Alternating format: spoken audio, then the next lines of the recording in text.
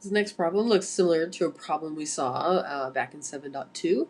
I have two curves that trace out a region. One curve is the natural log of x, and the second is 5 minus x. And you can imagine in 7.2 being asked maybe to find the area of region R. You might notice that if you draw in your vertically oriented rectangles, these rectangles touch natural log of x up top and y equals 0 down below.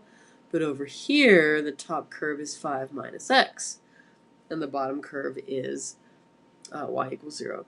So if I was going to integrate to find the area, I would have to set up two separate integrals, or I might be able to write one integral if I wrote with respect to y.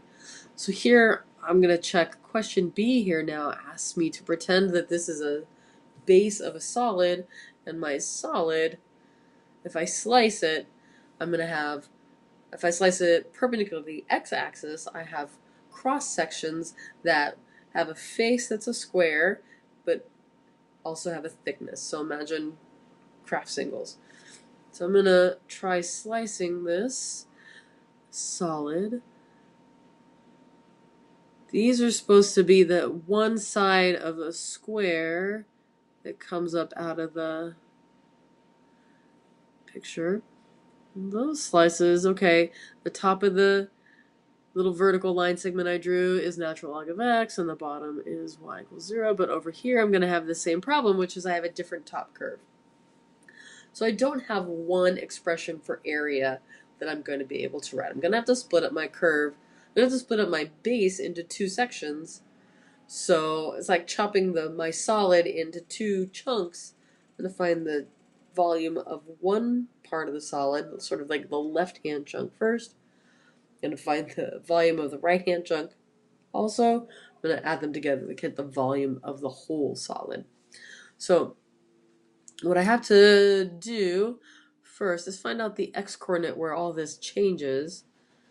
So I'm going to use my calculator and solve natural log of x equals 5 minus x. And that solution is x equals 3.6944. So I'm going to just give that a name. I'm going to call that A. A is 3.6944. And I'm going to use A as a place to split up my integral into two parts. The whole time I'm going to integrate the volume of a slice, which is going to be the area of a square face times the thickness, but that thickness is going to be my dx. So we need an expression for the area of a square, which I'm going to figure out by finding the side of one of the sides of the square and squaring it. So here's the integral I'm going to write. Alright, so just notice this process. You don't have to write all these steps out on the AP test. I'm writing these steps out so you can enter into my brain and see how I'm thinking about this. When I take slices perpendicular to the x-axis, I won't always have the same curve defining the top of my slice. So I'm going to split up the volume of the solid into two. And that split occurs where x equals a. So I'm going to start by writing the integral from 1 to a of x. I'm going to add to it the integral, that's a of x dx. Remember, area times thickness gives volume, and I want to have volume at the end. And I'm going to add that to the integral from a to 5 of a of x dx. Well, in both cases, the area is going to come from the area for a square formula, which is side squared. I cannot integrate here or here because I now have two variables. And it's not like s was anything that was in the problem anyway. It's something I've made up to help me think through what I need. I need an expression for how long the side of a square is.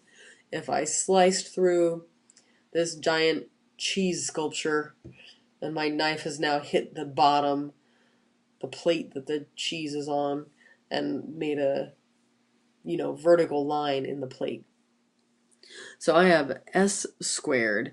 So what I notice is that between 1 and a, when I draw a cheese slice, the top of the slice is the natural log curve and the bottom is 0.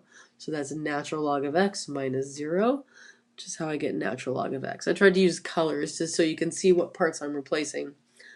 This is the formula s squared. I don't want to change the squared part. I just want to replace s with an expression for s.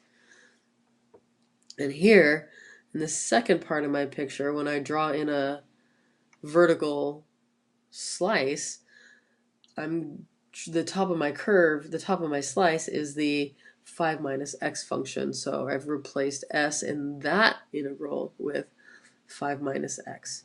It's still getting squared. So I forget if it said to evaluate or not. This is a calculator problem, so you would be able to evaluate that on your calculator. Okay, full credit.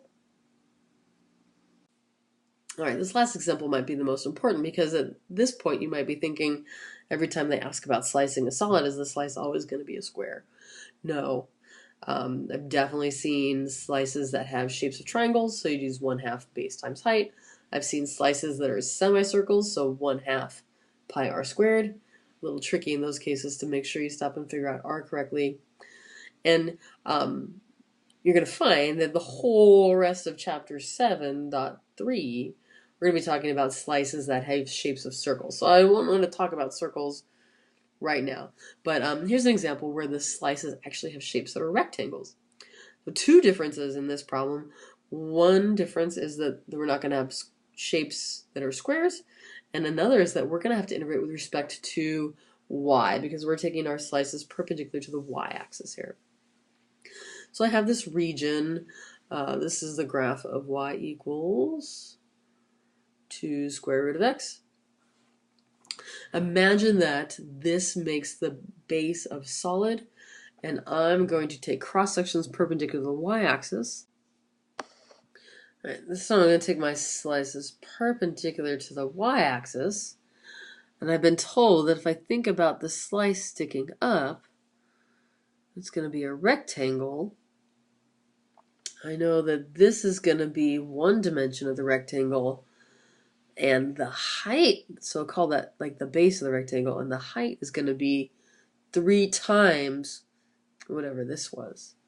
All right, so the first work I'm going to have to do here is to figure out this horizontal distance, because that's going to be one of the dimensions of my rectangle. But the thing is, to figure out that distance, I need an expression for x. Right now I have an expression for y. All right, so I'm going to take that equation and isolate the y. So I'm going to start by dividing both sides by 2. Y over 2 equals square root of x. I'm going to square both sides. I'm going to get y squared over 4 equals x. Now I'm going to be able to write my integral. Here's what I'm going to write. All right, so this time, since I'm integrating with respect to y, I'm going to need to integrate from bottom to top. So from 0 to 6, those are y values, the minimum and maximum y value. Area of a rectangle, I'm going to write as the length. This is the length that goes across the region that was printed times the height of the rectangle. And I've been told that the height is going to be 3 times the length in the in that sort of base region. So I've replaced h with 3l. So now I have this expression l times 3l. I'm going to think of that as 3 times l squared. And here is my expression for the length of the rectangle that I see in the in that base region. So 3 times the integral from 0 to 6 of y squared over 4, all squared with respect to y. Final answer.